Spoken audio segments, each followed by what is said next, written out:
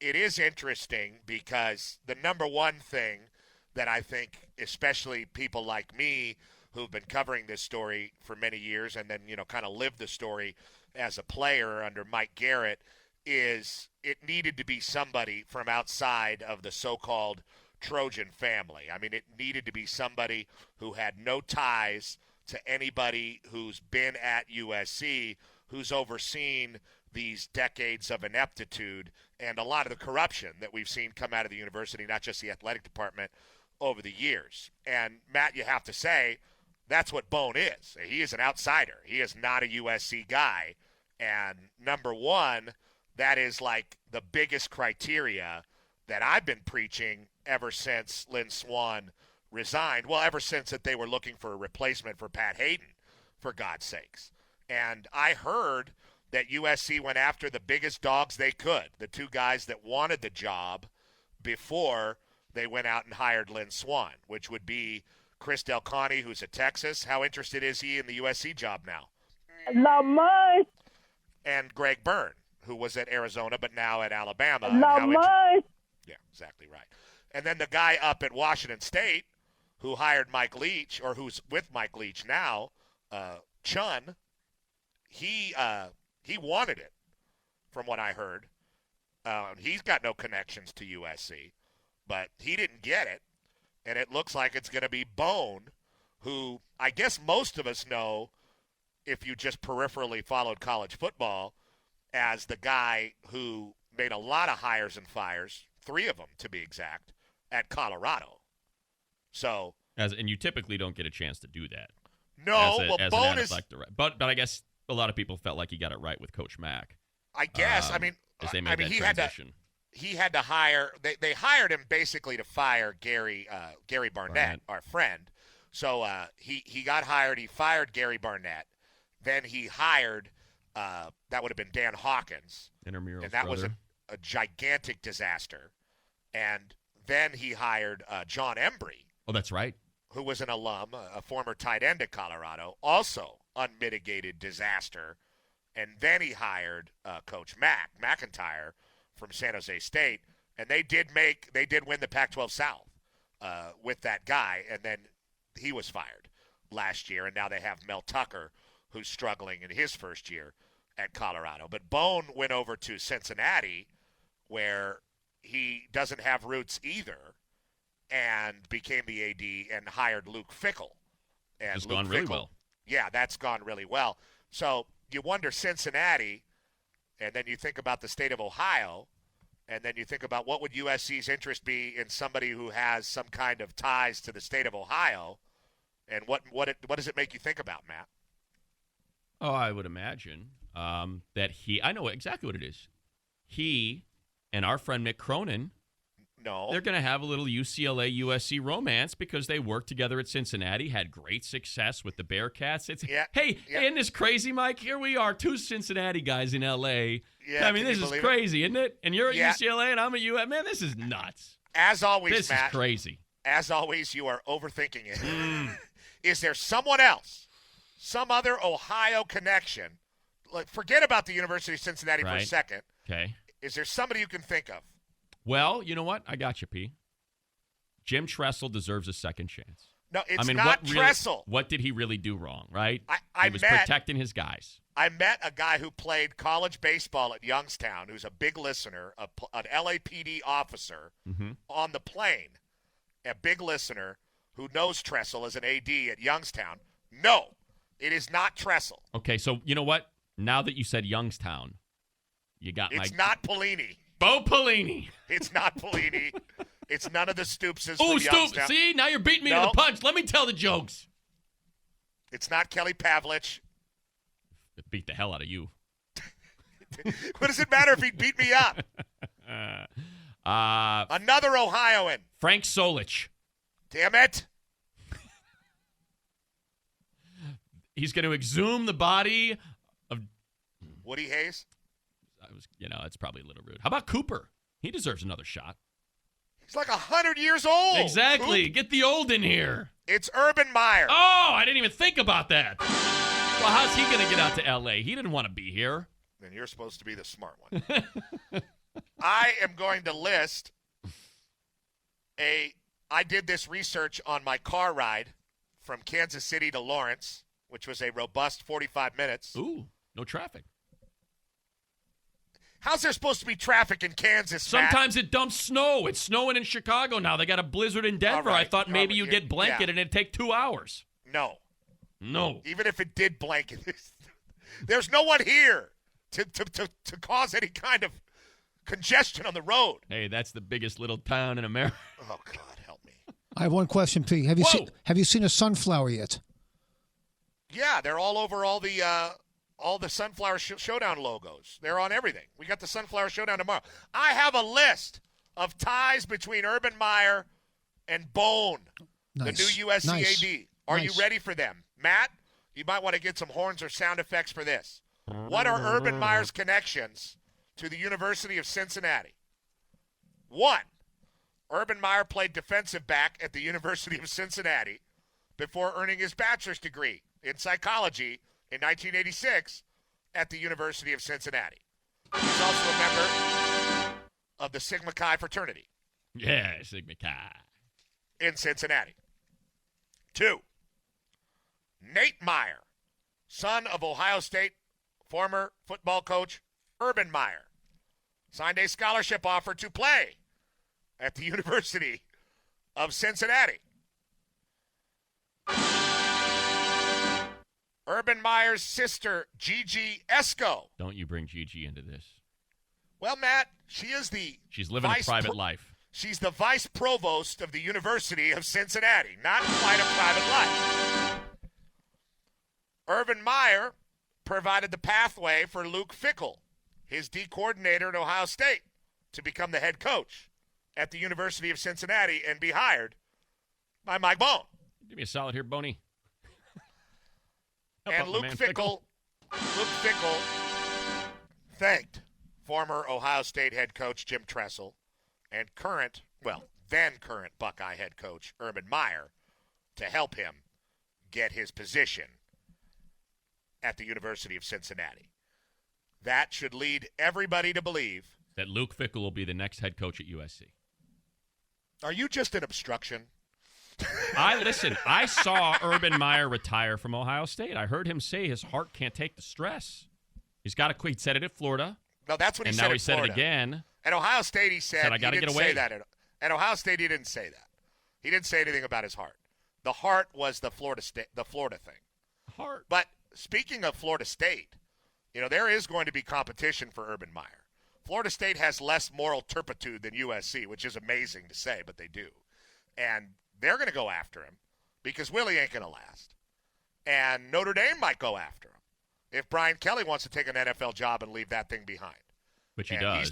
He's tired of the stress. And Urban Meyer, obviously Notre Dame is his dream job. He's named after a pope, for God's sakes.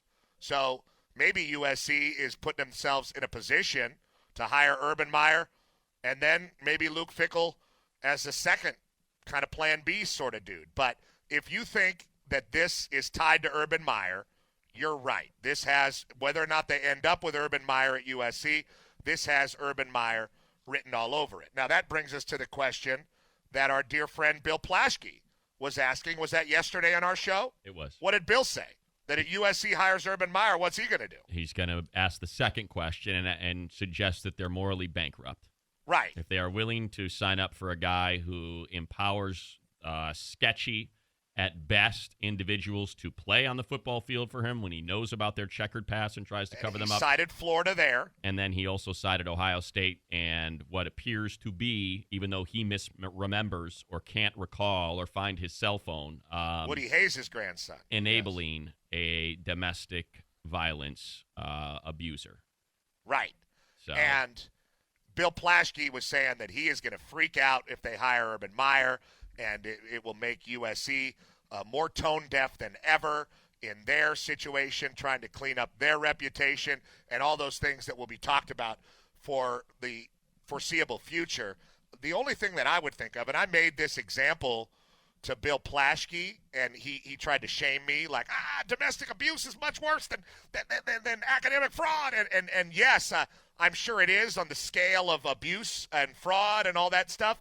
the only point I was making was Carol Folt, who is the president at USC, who's doing all of this stuff, and every move she's made, I applaud. She's getting rid of people who are rooted there, who have been rooted in all this corruption and this bad-looking university arrogance for many, many years. And they're hiring people who have done the same jobs, but from the outside, new voices at the university. Every single move she's made, I can't argue with. But she's also the person that's credited with cleaning up the North Carolina situation. Well, the one person she didn't touch at North Carolina was Roy Williams.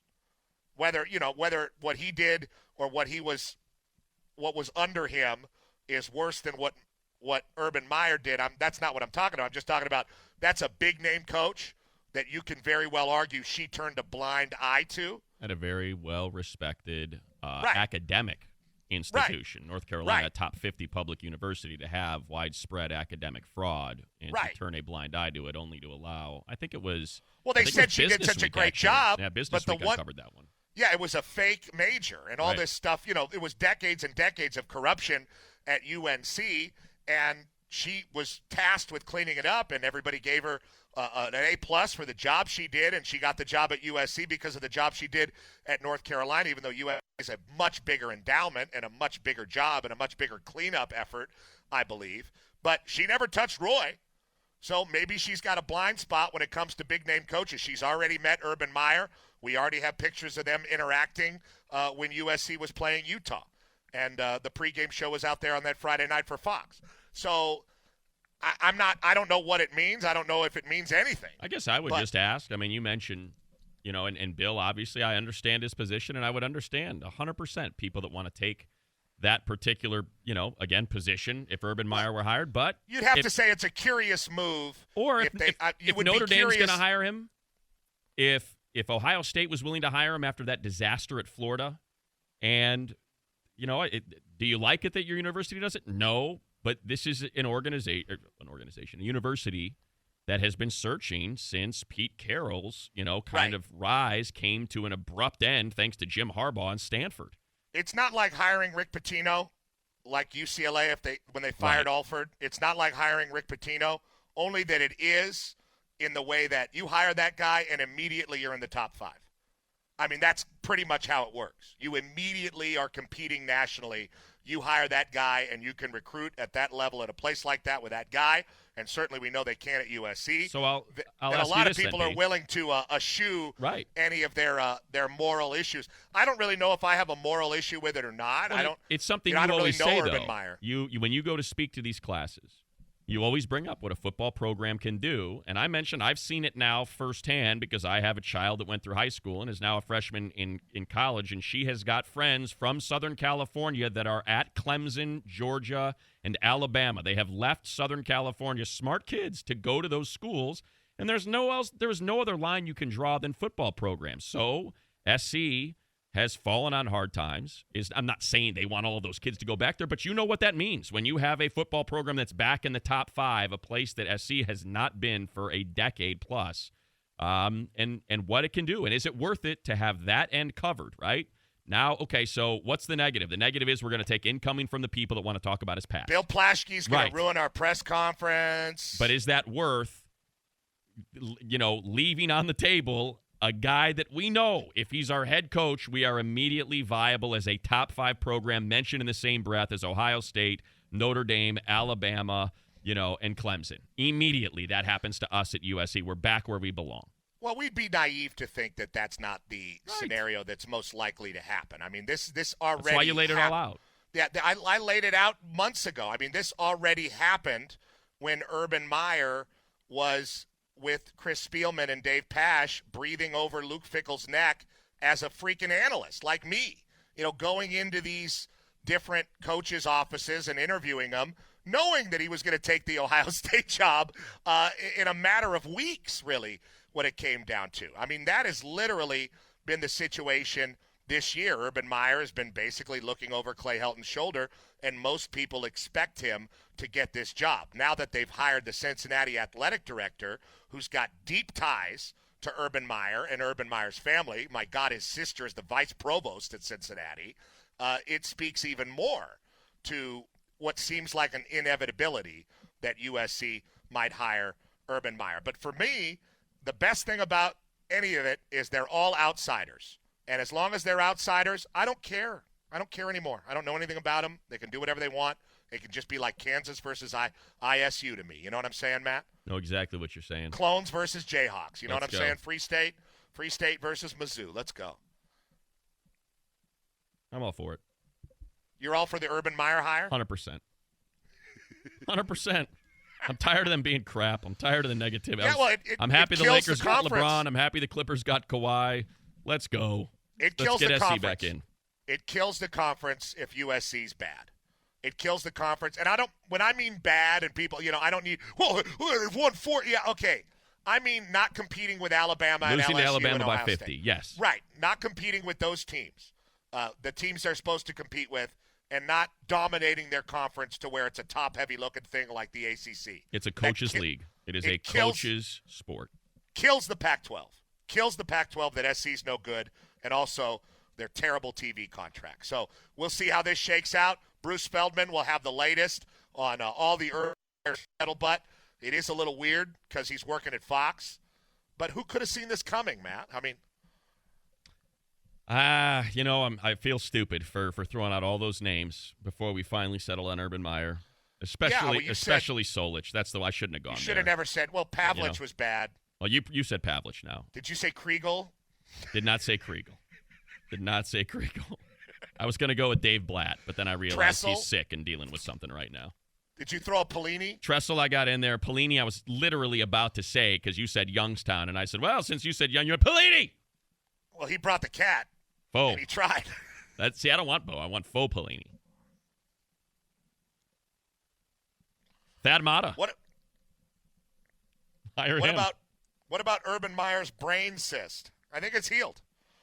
Feels like all is well. Got struck by lightning, and he was healed by the Catholic God. You think he'll let him keep the turnover sword? Not likely. Exactly right, man. See? You know what? It's already improving. If I had a guarantee that Urban Meyer was going to fly to Kilauea and throw the turnover sword into a volcano, I would forgive all his past trespasses. I have a feeling you might be able to get your wish. As we forgive those who have trespassed against us, passed against us,